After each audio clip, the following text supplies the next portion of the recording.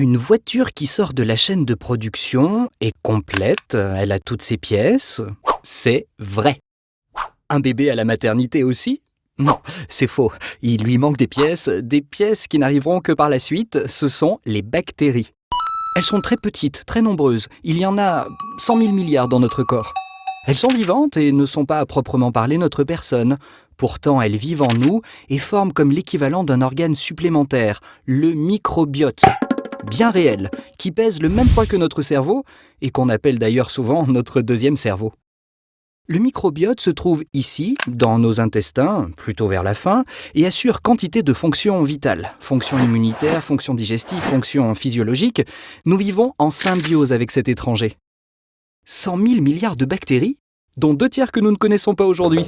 En effet, il n'y a finalement que peu de temps que les chercheurs commencent à comprendre certaines choses de notre mystérieux compagnon. L'équipe du professeur Cani en fait partie, et aujourd'hui elle a trouvé une nouvelle bactérie, la Dysosmobacter welbionis. Comment trouve-t-on une nouvelle bactérie?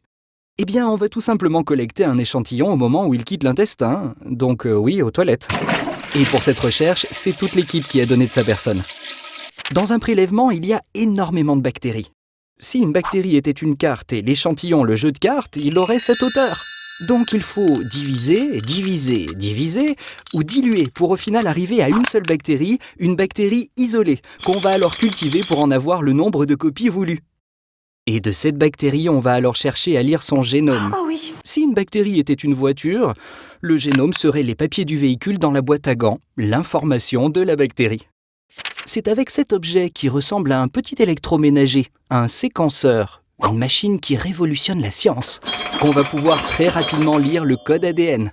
Oui, vous connaissez, celui qui s'écrit seulement avec 4 lettres. Ensuite, grâce aux ordinateurs et aux banques de données un peu partout sur Terre, ce code va être comparé à tout ce qui est déjà connu. Et s'il ne ressemble à rien de connu, bingo, c'est la découverte d'une nouvelle bactérie. On va lui donner un petit nom en latin et elle va rentrer dans l'annuaire. C'est bien, mais c'est pas fou. En fait, ce qu'on recherche, c'est des bactéries qui vont pouvoir être utiles à l'humanité. Et c'est le cas de celle qui nous intéresse ici. Cette bactérie n'est pas rare. 70% de la population possède Dysosmobacter dans son intestin, alors qu'elle est quasi absente chez les obèses diabétiques. Fait réjouissant, en donnant la bactérie à des souris obèses et diabétiques, les chercheurs ont amélioré leur santé. Ça, c'est une grande nouvelle. Et c'était bien là le but de cette recherche qui s'avère fructueuse aujourd'hui. De tout temps, l'homme cherche de nouvelles connaissances. Certains vont sur Mars pour analyser des échantillons.